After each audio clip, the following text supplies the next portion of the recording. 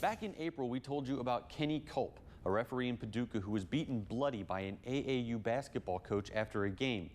This is just one example of passion for the game going too far, a problem that the Kentucky High School Athletic Association says is turning people away from becoming officials.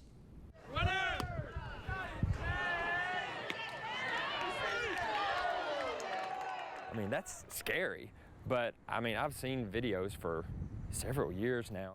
Go to a game and you'll probably hear this. That's fine, says 12-year Owensboro umpire Adam Pryor, but this is not.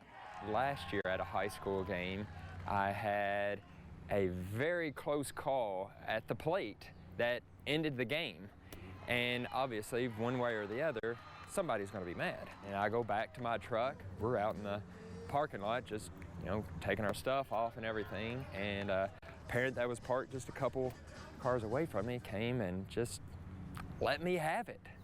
Kentucky High School Athletic Association, or KHSAA, Commissioner Julian Tackett said more than 75% of all high school officials say, quote, adult behavior, end quote, is the primary reason they quit.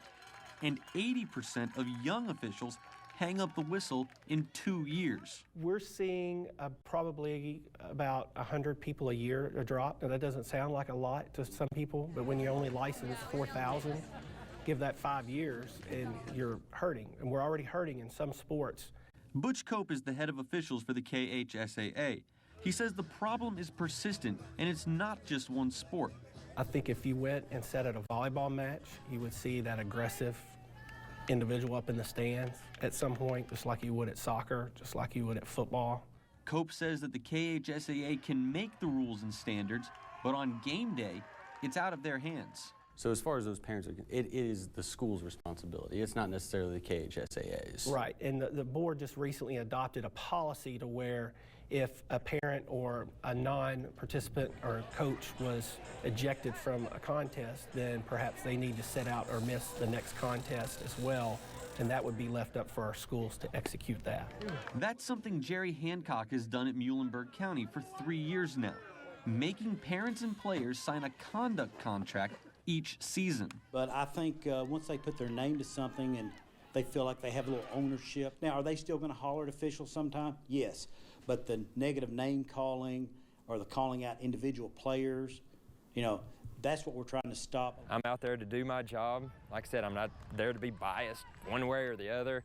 I'm just out there to call balls and strikes, safes and outs, and go home to my family when I'm done. I spoke with representatives from the Indiana High School Athletic Association.